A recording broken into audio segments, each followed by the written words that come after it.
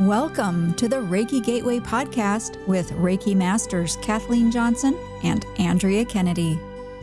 Journey with us and let's explore what lies beyond the Reiki Gateway.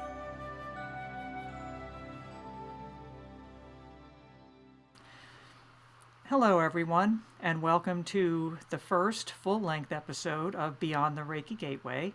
I'm Kathleen Johnson, and I'm here with my co-creator, Andrea Kennedy, and we're super excited to bring you our first full episode here in the new year in 2021. And we thought that waiting until early January to bring you our first full-length episode was a great idea, only because the holidays, of course, get very rushed, but also in a symbolic way. It's turning the page on our previous year, which I think most of you would agree was really sort of a nightmare for many people. So here we are in a brand new year, a brand new podcast, and we have a brand new topic. And Andrea suggested the last time we spoke of having our first topic for our podcast being meditation, which I thought was wonderful, a perfect start. Now, for those of you who already practice meditation, you already know probably what you need to know about it, at least for now. Maybe you'll have some different ideas at the end of the podcast. But for those of you who don't know much about meditation and would like to know, we're going to be talking about that today. But meditation, how I always see it, is that it is a foundation. It is a beginning, much like the year we're currently in. Meditation, however, is a foundation and a beginning towards spiritual growth. Of course, it is not the only one, but it is one of them. So when you learn about meditation, what you're really doing is creating a foundation and a base for your spiritual growth. And if you're interested in spiritual growth, either in general or as a goal for this year, meditation is a really good place to start. Now, don't be afraid of it.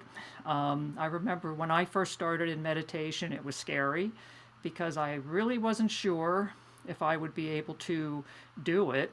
And at that point, my idea of meditation was I have to sit in a lotus position with my hands in the Om symbol and be super uncomfortable and basically channel something. Well, of course, that's not the case. It took me a while to figure out what meditation was really all about. And I think one of the best quotes I've ever heard for describing meditation comes from Edgar Cayce, the Sleeping Prophet. And this quote has always stayed with me, and I like to say this to my clients who are hesitant or concerned or intimidated about meditation. He said, "Prayer is talking to God. Meditation is listening to God." And honestly, of all the information out there about meditation, all the articles, all the books, all the practices, I think that one quote from Edgar Cayce distills what meditation is in a beautifully worded one-sentence format. And that's how I look at it. I look upon it as listening to God. And hopefully by the end of this podcast, you'll have a better understanding of what meditation is and what it can do for you. I agree, Kathleen. I have to tell you, when I first started on my spiritual journey, and maybe some of the listeners know, I was all about science. And when you offered your quote there, while it really resonates with me today, back then, I don't think it really would have very much, because I came to Reiki with that background. And to be honest, my mantra all those years ago was, I think, therefore I am. I was all about thinking. I was so in my head all the time. And I have to say, after learning Reiki, this is kind of the idea of the podcast, right? we learn Reiki and then this world opens up to us. And then I thought, oh, now I know Reiki. What am I supposed to do now, as a person? And, what came to my mind was, oh, Reiki's a spiritual practice. Maybe I need to be more spiritual. How do I do that? Meditate. And I think a lot of new Reiki graduates, I guess I would say, students taking Reiki, I think a lot of them might have similar, inklings about meditation. And, I'm sure like you, I have had students ask me, what's my meditation practice? Maybe they want to, an example to follow or something like that. And what I really tell my students now, I've come to the awareness that, meditation might not be well, let me back up. Meditation, the way we often think about meditation, may not be for everyone, but there are many different ways to meditate. And I know we've talked about that in the past, and we'll get into that here during the show.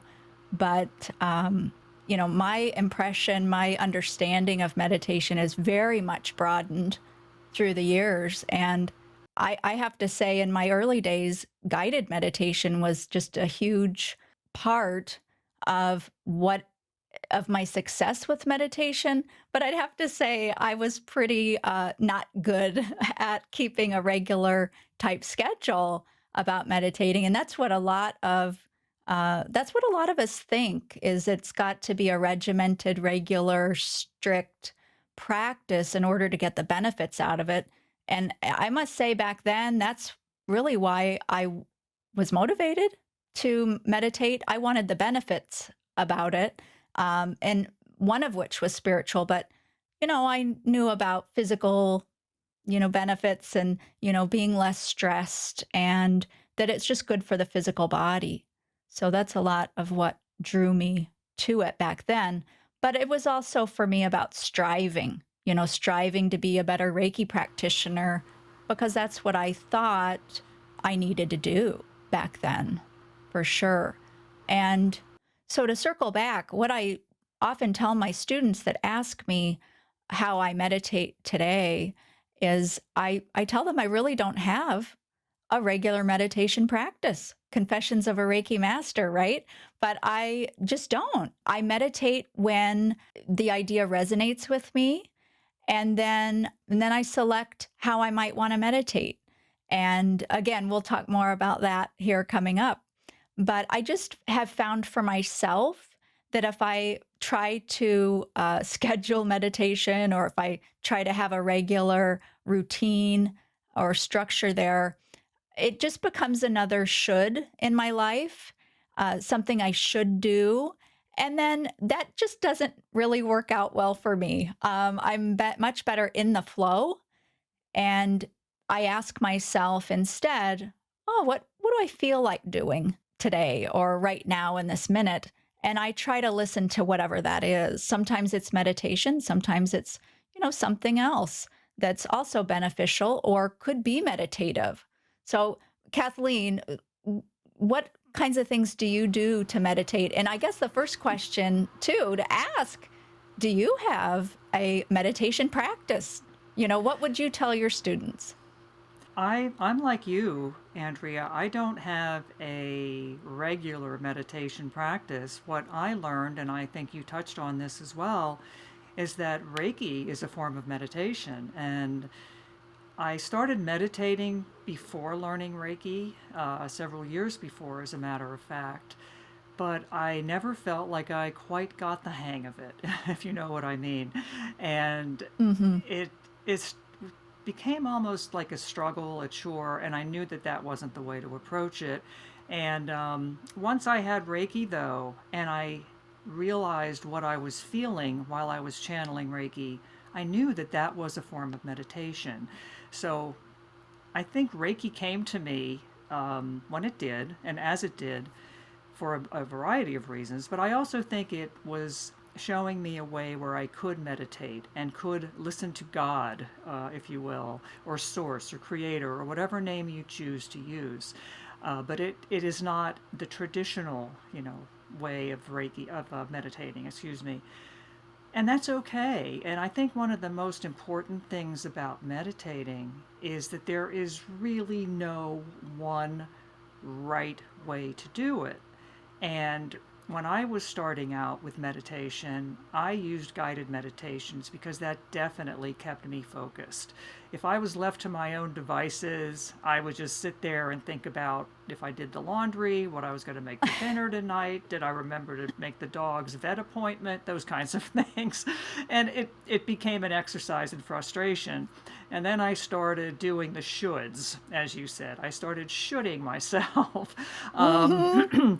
My first Reiki teacher had a wonderful saying that I've kept all these years, and I remember she said to us, "Look, the most important thing you can do when you're practicing Reiki is don't should all over yourself." And that really stuck with me, and I love that. It's the truth. We should all over ourselves constantly.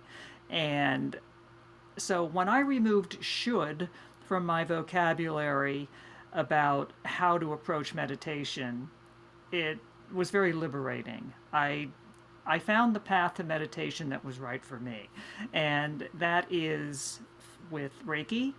And nowadays, because I am a crystal healer, I meditate with crystals, which I find very, very valuable. I also like guided meditations still. So I don't meditate in a certain way every day at the exact same time. Like you, Andrea, I do it when I feel I need to. However, I will say this, for me, self Reiki is my best form of meditation. That is when I really feel that I am listening to God. Self Reiki for me is the best way to meditate, speaking for myself personally. So I'm glad you mentioned that, though. And so, so the next question, Kathleen, to put you on the spot would be, so do you do self Reiki regularly?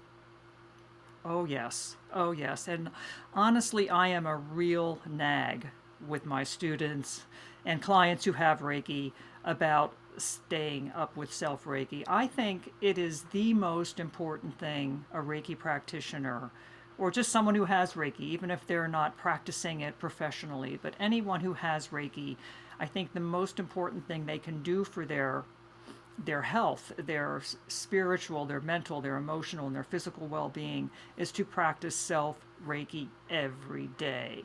And I sometimes get the deer in the headlights look if I mention that to students or clients, but I'm quick to assure them that it's not about spending an hour or so every day giving yourself Reiki. I know that probably most of us, myself included, don't have that kind of time.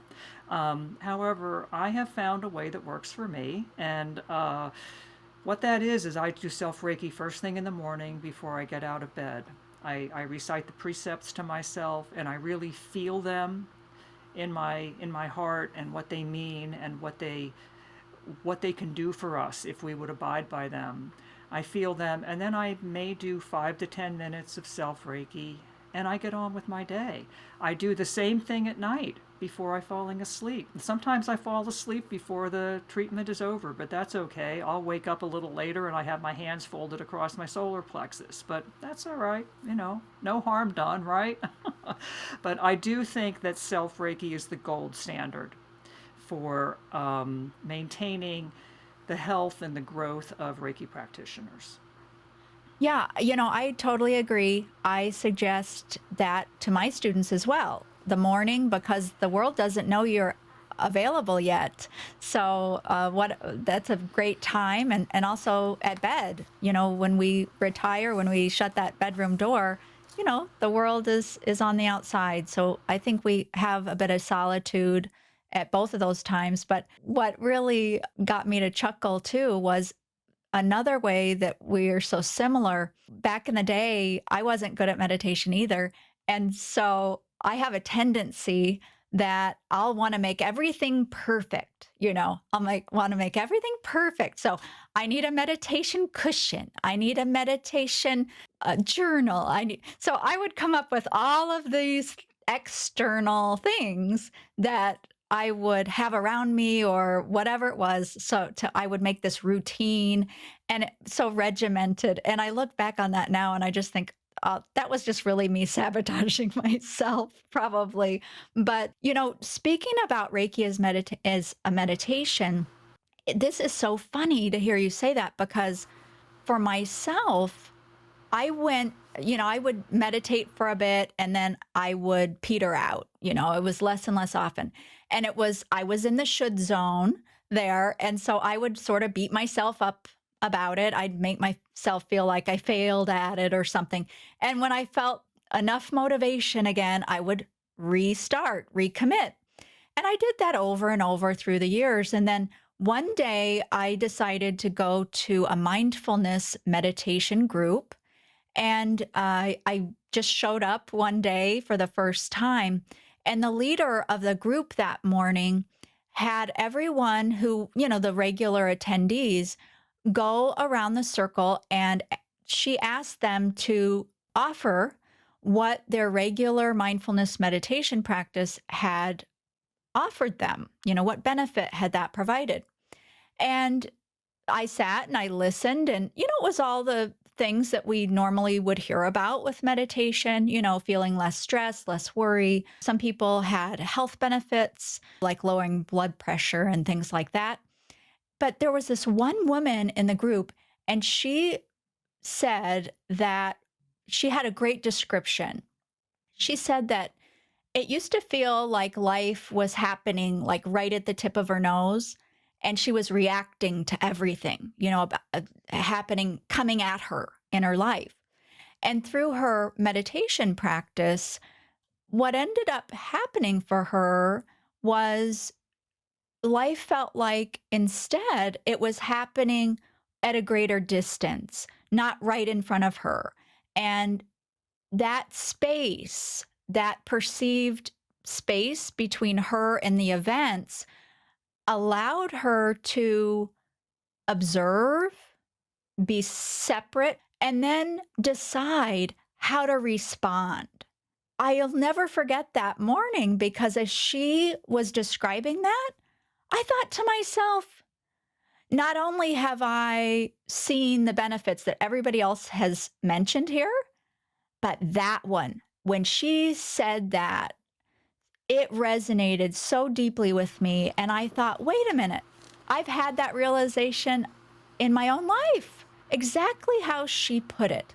And I had regular clients that would mirror that back to me. They would even say, "Oh, yeah, I know that when it's about time for my Reiki appointment, these regular clients, because they'll say, my buttons really got pushed the other day and I reacted." And I'm thinking of this one client in particular, and he said, "Oh, that driver made me really mad." And he said, "Oh, it must be time for my Reiki appointment. When is it?" "Oh, it's on Tuesday." So, he could always tell when things were getting to him that it was time, his Reiki appointment was coming up.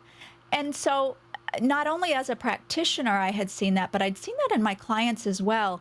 And it was that morning that I had that realization. I had been a successful meditator all these years, and it was through Reiki. It was through Reiki. How sad that I would beat myself up about not having this, I don't know, cross-legged lotus position on the mountaintop in Tibet practice. And I was doing it the whole time. So my message to my students is do what resonates with you. Do what resonates. But Reiki, like you said, the Reiki's a foundation and it is meditative. And oh my goodness, there's just such benefit to it. And because it's subtle and gradual, I think that it's easy for us to overlook or to view Reiki as meditation, but it is. It is, for sure. Oh, it most definitely is, Andrea. And I came to that realization not in quite such a dramatic way as you, but it was subtle, as you said. I think sometimes we're expecting the thunderclap and the lightning bolt, and oh my gosh, I'm now meditating. And it, as far as I know, it doesn't work out that way. It surely didn't work out that way for me. Um, I struggled with meditation for a few years, but then when Reiki came along, I knew. I said, "Wow, I'm actually meditating with Reiki by my side." Reiki was going, "This is what you do." I'm like, "Oh, okay." I guess I should have known that, and then I immediately rejected that. But okay. So I that's know, just the way it right? is, right? But It is. and it's funny when we talk like this. I know we've known each other for a couple of years now, but when we talk about things like this, it's always still somewhat startling to me how much we agree about these things, which is awesome. I like that. And we can talk about these things and get our different perspectives, but I always feel as if we're on the same page. And that's great. It really is. And I feel that collaboration and connection with you is a big help. And especially since we're doing this podcast together, I think it imparts a certain vibe in the podcast that we're trying to achieve. And that is, hey, it's just us here, sitting here in my yoga pants and a sweatshirt talking talking to you folks. I'm really not sure what Andrea's wearing. I'm not going to ask. It's a bit personal. But we're just, average people trying to figure life out and trying to be good humans and grow spiritually in the process. So I think the fact that Andrea and I seem to click on so many levels makes that possible. And I really am grateful for that. And I know that Reiki brought us together. When we first came together, it was during a Reiki panel in which we were both members. So, and here we are. A couple years later, here we are doing a podcast. Anyway, very much like you, Andrea, when students ask me how to meditate, more often than not, my answer is whatever resonates with you. A lot of people don't realize, and I didn't know this either until I started delving into it, but a lot of people don't realize that there are so many different ways to meditate. I mean, if you don't have Reiki, that's fine. I'm not here to sell you on Reiki, but if you ever want to talk about it, I'm your girl. um, so, but there's so many different ways to meditate. And for example, guided meditations, as we've both already mentioned, very helpful for me initially. But one thing that I have mentioned many times to clients and students is walking meditation, which is kind of a big thing now. But I think there's still a lot of people out there that have not heard of that. But a walking meditation is very effective. Plus, if you're into connecting with Mother Earth and you like being out and, among nature and feeling that energy, a walking meditation can really enhance the whole process. Also, exercise meditation. When I exercise, and it's nothing, nothing too earth shattering, I'm usually on an exercise bike, but more often than not, I go into what I call a zone. And, I'm kind of in that zone. I'm exercising, but my mind, I'm in an altered state and I feel very peaceful and centered. So that's another way. But there are probably as many ways to meditate as there are individuals. There is no right or wrong way. And as Andrea said earlier, whatever resonates with you is the right way. Don't feel like you got to turn yourself into a pretzel to do it, or that you need a meditation cushion. I bought one of those too, Andrea, thinking it was going to help. And it's gathering dust, I have to be honest. So Mine too. anyway. Yeah, mine, unfortunately, I don't think I've ever used it. It just looked kind of uncomfortable to me. You mentioned two kinds of, well, we've talked guided meditations, and I think everybody really knows what those are. I'm a very visual person, and I like a great guided meditation because I like to form those pictures and feelings in my imagination. But you mentioned two others. You mentioned a walking meditation and a crystal that you meditate with crystals. And so for those people listening now, I mean, I have this question, maybe they do too.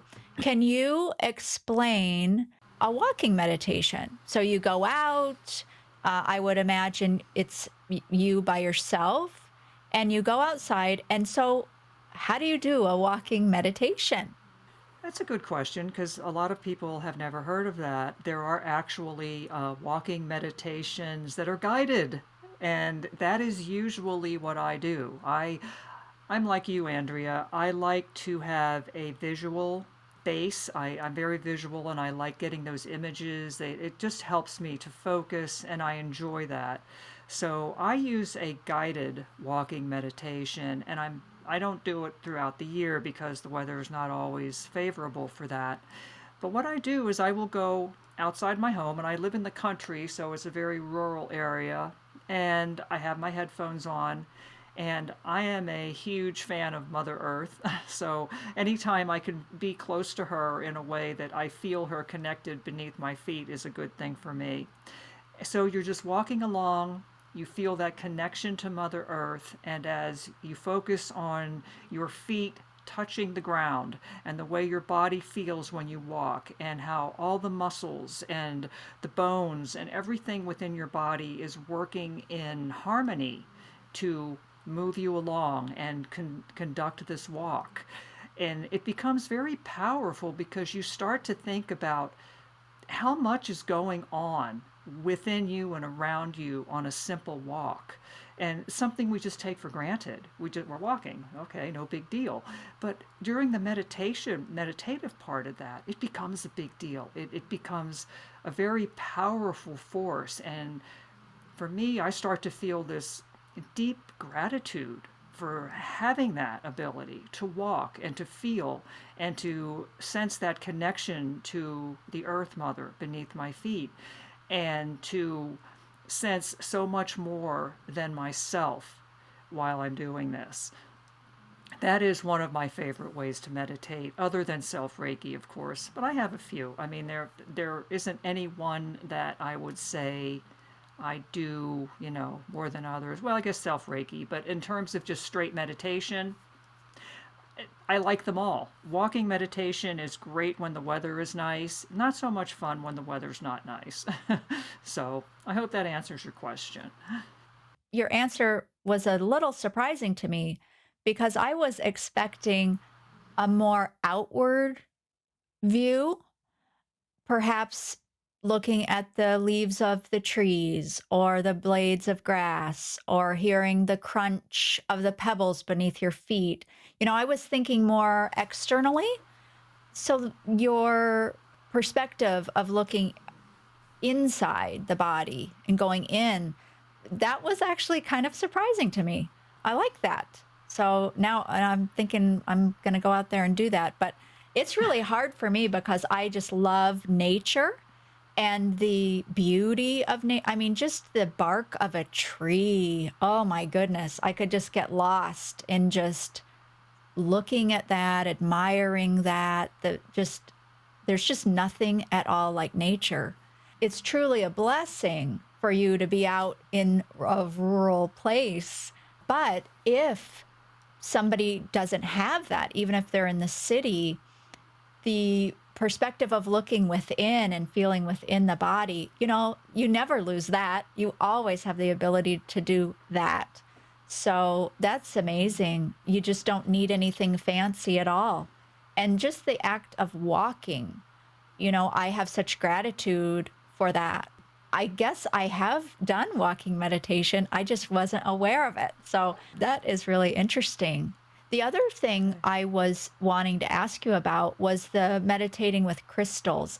And I know that you do a lot with crystals, and I was a little bit late to that party as a Reiki practitioner, but I know a lot of Reiki people love crystals, and that's I think like meditation, I think crystals are one of the big subjects that people new to Reiki coming through that Reiki gateway, I think they love the idea of crystals and how to incorporate crystals in their Reiki practice. So while we're talking about meditation, can you offer just an idea of a simple meditation that our listeners could do, to try it out? Sure. I like to meditate with my crystals. I use crystals in all my Reiki sessions, and as we've already established, channeling Reiki is a form of meditation. But there are times when I feel a need to or guided to meditate with a crystal or crystals. And it's a very simple way to meditate. And again, there's no right or wrong way. I can share with you the way that works for me and the way I tend to do it most often. First of all, whenever I meditate, even if it's just sitting in a chair meditation, I always invite Reiki in. But if you don't have Reiki, that's okay. I mean, I just do because that's what I do. But it's not necessary. You can certainly meditate on your own or without a crystal and not have Reiki. That's perfectly okay. What I like to do is just get somewhere comfortable. Usually it's just a nice, comfortable chair for me. And I will take the crystal that I chose to meditate, or sometimes I think they've chosen me to meditate with them. And I will get myself comfortable. I will center myself, take a few deep breaths in through the nose, exhaling through the mouth. Just centering, grounding. I like to ground myself as well, and the way I normally do that is to envision roots coming from the soles of my feet down into the earth, very deep down into the earth, that are anchoring me there and holding me and supporting me. That's how I ground. For me, that works very well.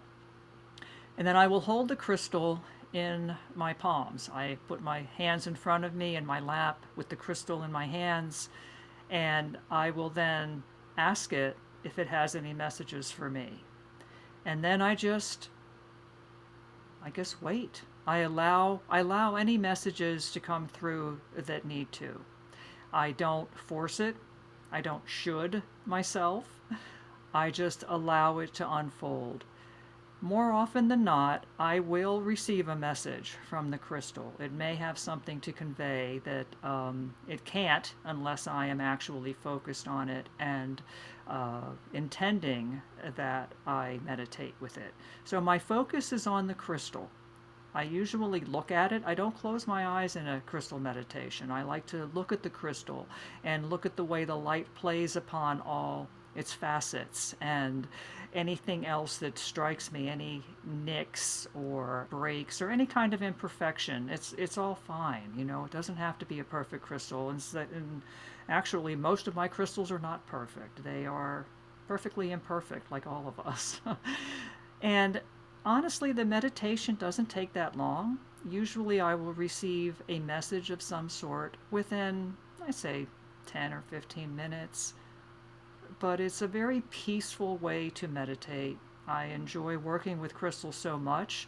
I consider them part of not just a tool in my toolbox for working with clients and on my spiritual path, but I consider them my friends. They're allies.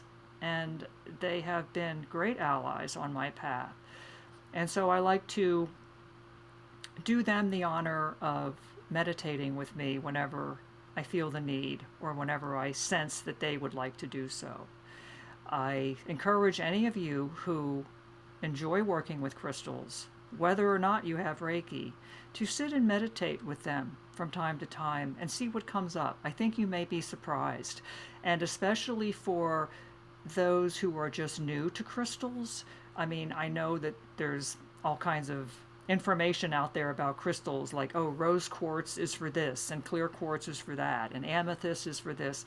But what I have found is that when I meditate with a crystal, very often that stone will tell me its properties working with me. So it may be entirely different than what the, quote unquote experts say.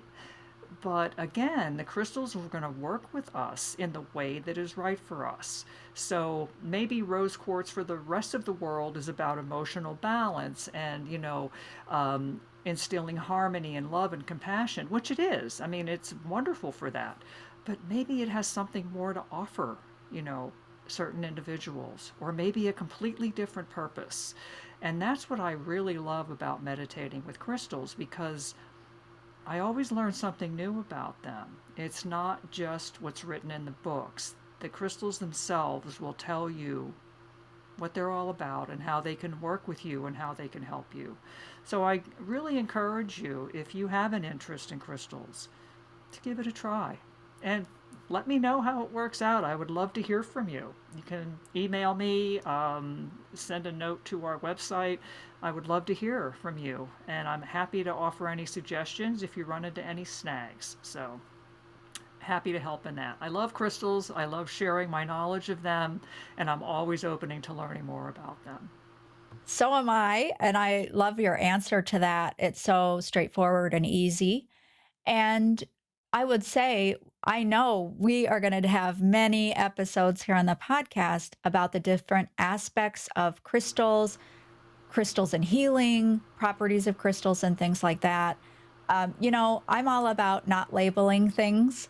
And that resonated with me when you said, the book might say what the properties of rose quartz are, but you just can't put anything, I don't think, in a box. Everything is, I don't want to get too out there, but everything's energy, and energy doesn't know a boundary. And I think if we look upon each other and also crystals, anything at all, if we can just keep an open mind and want to experience life in the flow, we'll learn things. And so I love to just not label. And so that really resonated with me. I remember years ago when I was shooting myself about meditating. I remember there was one style that I liked, and it wasn't really guided. And I'll mention it here because it might help somebody. I believe it's called Vipassana with a V. It's been so many years since I did this practice, but what it really was just sitting still and bringing awareness to the body, to the interior of the body, similar to the walking meditation. But anywhere your attention was drawn, so anywhere that got my attention in my body, you would just name it. And the idea was you wouldn't try to explain it or anything, but you would just name it. And what that would look like is the thinking process in my mind would be something like, I'd have some quiet in there, and then my right knee might have a sensation. And I would notice and I'd say, knee. And then I might notice a pressure in my head. So I might say, head. And you would just name the different locations in the body where you had awareness that something was happening. And I liked that. I felt it was concrete, me being who I am. It was concrete. I could kind of explain it. And the big message that I want to make sure that we convey is that I believe we've added some quotes in here today, but so there's a quote by Deepak Chopra, and I believe it is the natural state of the mind is turbulence.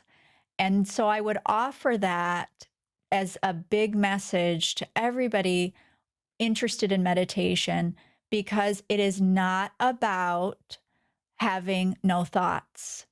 The mind will have thoughts, and there's nothing at all wrong with that. It's natural. But in meditation, the idea is awareness. So in my example I just offered, awareness of sensations within the body, and I would notice those. Now, when thoughts arise, and they will, the triumph is in becoming aware that you're thinking. It isn't not having the thoughts, it's noticing that you are having them. And at that moment, we do not judge, we don't get upset with ourselves. It's a party because we're like, "Oh, I was thinking and I noticed." And then we can just release that and let it go. Like clouds drifting across the sky. We don't have to investigate every cloud and find out if there's, rain in there or lightning or anything. It's just clouds. Just clouds. Letting them go by. And so please, please always be gentle with yourself no matter what sort of meditation that you do. There is no perfection. That's why they call it a practice. They call Reiki a practice. And if you think about it, it's the practice of medicine as well. Everything is really a practice. And I just would hope that you would be kind and gentle with yourself and just finding what works and what feels good. And if you gravitate to one sort of meditation or you don't meditate at all, but maybe you are a Reiki practitioner and you just do your Reiki, then that is meditation. And I think it's wonderful. I think we've spent far too many years, at least I know I have. Thankfully, I'm not like this anymore, but being so hard on ourselves and judging ourselves all the time, measuring up, do we measure up and scrutinizing ourselves. And I would just invite you, if that resonates, if that's reminding you of something that you have a tendency toward, let's let that go. Let's just let that go and be a little bit more in the flow and be forgiving. And I guess what I would say about that is I've met so many people through the years, so many clients. And what I would say is that they're often so judgmental in regards to themselves that, they'd never be that judgmental with anybody in their whole life, but yet they are with themselves.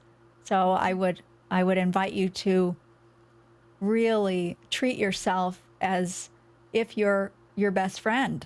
Keep love in your heart for yourself. Absolutely. I think that's so important, Andrea. In fact, that's something I've been considering a lot the past several days, that exactly what you said, how we would never think, I would hope not anyway, of saying to someone the things we say to ourselves. And I forget who said this, and here we go with a quote again, but quotes can be so effective, I think. But there is a quote, and I'm paraphrasing, but compassion is incomplete if it does not include yourself. And it may have been the Dalai Lama, it may have been Buddha, I'm not sure. But that has always resonated with me because I've always been a champion of beating myself up. And I'm slowly turning that around, emphasis on the word slowly. But as you said, we must be gentle with ourselves. This is a journey. It's we're on a path. We're not rushing to a destination. The destination is the journey. That's what it's all about. And healing and learning about ourselves is lifelong. It's not like, okay, I'm perfectly healed, I'm good, I'm whole, I'm authentic to the max. No, it does not work that way. So be gentle with yourself, be patient. As Andrea said, that is so important. And that is a very hard lesson for most of us to learn because we do tend to be hard on ourselves. And that's where meditation can really help. And something you said earlier, Andrea, really resonated when you talked about how you were able to basically observe your response. Oh, head. Oh, there's a thought. Oh, I mean, and that's exactly what it's all about. Taking that step back and observing ourselves. Just like the woman in your mindfulness meditation class, how she said everything seemed to be at a distance because at that point she had stepped back, got out of herself, and was able to observe. And when we're able to observe ourselves, it brings in a lot of awareness, a lot of self awareness, which is very, very valuable. And it also, I want to touch on something else that your words made me think of. Meditation ultimately gives us the ability to respond as opposed to reacting. And it was pretty much what you said, and again, the classmate you had in mindfulness course. But when we're so caught up in our own stuff, we react to everything that's happening around us. But a regular spiritual practice, including meditation, and there's a whole lot of others that we'll, excuse me, eventually get to on our podcast. But a regular spiritual practice gives you a different perspective. It allows you that distance, it allows you that space in which to respond to what's happening as opposed to reacting out of fear, emotion, going on pure, just adrenaline. And I think that's one of the most valuable aspects of meditation. It affords you that distance. And I would encourage anyone who is interested in growing, both as a good human and spiritually, to give it a try. Just try meditation in a way that feels right for you. The good news is there is no shortage of information about meditation out there. There are thousands and thousands and thousands of articles, videos, opinions, all that out there. So there's a good chance you're going to find something that works for you. And I encourage you to do so. I think you will find it to be very beneficial. Yeah, I totally agree. And having the ability to observe, as you said, and to not react. I have all for as long as I can remember, I have visualized my body and my aura, right? And when I'm communicating, and I don't do this in the moment, but overall I have this image that when I communicate, the sound waves emanate from me and they go through my aura, which is a filter. It's got all of my stuff in there, right? And so the energy of the sound waves go through my aura and they're bouncing off and ricocheting off whatever I have out there. And then guess what? Then they enter into the auric field of whoever I'm communicating with, and they do the same thing in their field, right? And that can kind of distort, the message that we're sending each other through these energies between the two of us. And so misunderstandings can happen for so many different reasons. And I think that we can be so quick to respond because it's sort of that programming, that given our experiences and our histories and things like that, we have these knee-jerk reactions. But this spiritual practice, this Reiki meditation, whatever, and what we I think want to define that as maybe is anything that sort of gets you out of your normal thinking stream of consciousness, anything that's different than that. Maybe we would call that meditation because you're not in your normal stream of thinking. And so that can afford new perspective, objectivity, and space to give other ideas a chance because you're just not listening to the chatter, in your own mind. I feel as though the key to a better world is really not reacting, but responding. Because when we respond, we have felt it through. We've not only thought it through, but we've felt it through. And we're really about feeling our way through life, many of us. And when we can imagine responding and feel what that feels like, the power in that is huge. And we could talk about the philosophy of all that forever, probably, but I really see that as the hope for us to build a better life, not just for myself, but collectively. And in my life, I credit meditation for that. And it's, I just cannot really stress enough. Oh, that's funny that I would say the word stress there, but I can't stress enough the importance of it.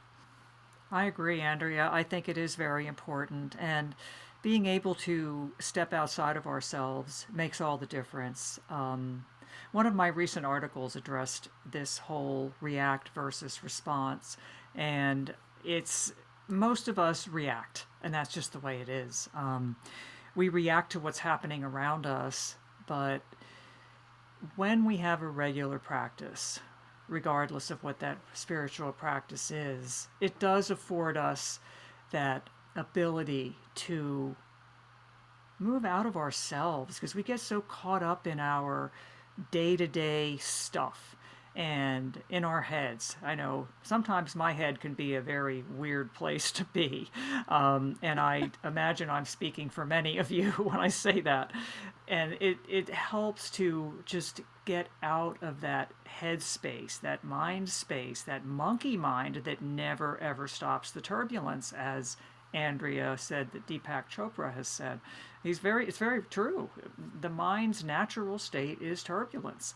And constant turbulence is exhausting, it's debilitating, and that's why meditation is so beneficial because it removes us from that turbulence.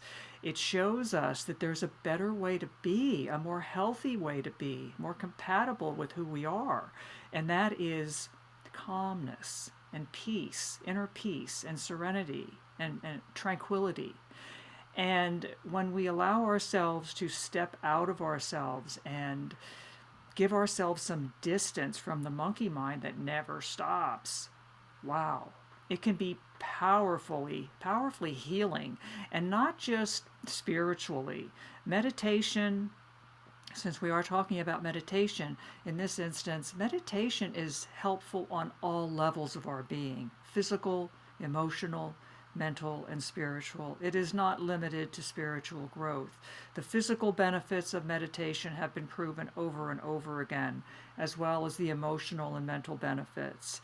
And it can lower blood pressure, lower cholesterol, reduce anxiety, alleviate depression. I could go on and on and on, but it's the benefits are astounding.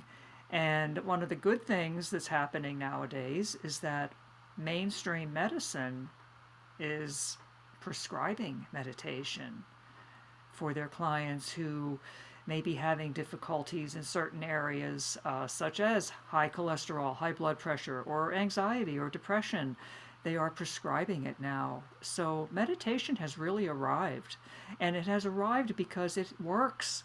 And it has worked for thousands and thousands of years. That's why it's still with us. So, in conclusion, I guess, I'm just going to say one more time, I encourage you all, if you haven't already, to give it a try. See which way works for you. And give yourself some time. As Andrea said, it's a practice. We're all practicing. Give yourself some time. Be gentle with yourself. Be patient with yourself. And just see the benefits that meditation can provide for you. And I just find it so exciting that the medical community is prescribing meditation more and more and more. There's no chemicals involved, anything that you have to inject or anything like that. It's purely natural. But I have to say, I love when you said mainstreaming, that's what I'm all about. Medicine, if doctors are prescribing meditation because it's so helpful, I just sort of like to circle back and underscore how Reiki is meditation. And so I'm super excited because if Reiki's meditation and the medical community is prescribing meditation, well, I think that that speaks very positively to the continued acceptance and practice of Reiki on a more wide scale, stage or platform, and it can reach more people. And that is really one of my missions here in my work. I'm sure Kathleen would agree. There's no downside to Reiki. There's really no downside to meditation. And in my book, they're really quite the same. With that, I think we'll wrap up this first episode of Beyond the Reiki Gateway and invite you to interact with us. Head over to wherever it is that you listen to podcasts and look us up, subscribe so that you never miss an episode. And we'll be back rather shortly in a couple of weeks with the next episode. Also, you can head over to the website, beyondthereikigateway.com, and subscribe to our email list if you'd like, and submit questions to us or topics that you would like us to address in future episodes. We are building a community here of like-minded spiritual seekers and would love to interact with you, welcome you here, and have what you are interested in featured so that we can reach more people, because if you have the questions, I'm sure other people do too. Thank you, Andrea. It's been fun. I look forward to our next one, and I hope that we can have everyone back who is here today and a lot more from there. Thank you all. We appreciate you listening. Thank you again for joining us, and we would invite you to return to another episode as we journey beyond the Reiki Gateway with Kathleen Johnson and Andrea Kennedy.